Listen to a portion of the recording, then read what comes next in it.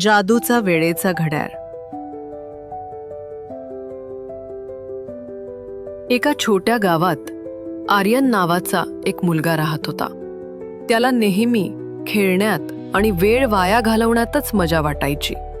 एके दिवशी त्याच्या आजोबांच्या जुन्या पेटीत त्याला एक विचित्र जुनं घड्याळ सापडलं. घड्याळावर लिहिलं होतं, वेळ उलटू शकते पण विचार नीट कर. आर्यनने मजेत घड्याळ फिरवलं आणि अचानक एक वावटळ तयार झाली.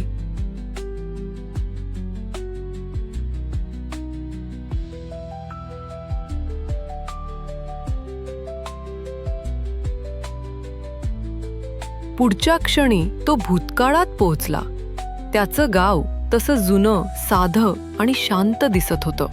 त्याने पाहिलं की त्याचे आजोबा लहान आहेत आणि अभ्यासात किती मेहनत घेत आहेत. आर्यनला जाणवलं की आजोबांच्या कष्टामुळेच आज त्यांचं कुटुंब सुखी आहे.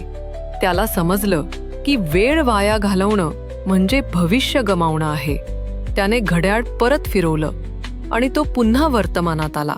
त्या दिवसापासून आर्यनने वेळेचं महत्त्व ओळखलं आणि प्रत्येक क्षणाचा योग्य वापर करू लागला. नीती: वेळेचं महत्त्व ओळखा, कारण ती परत येत नाही.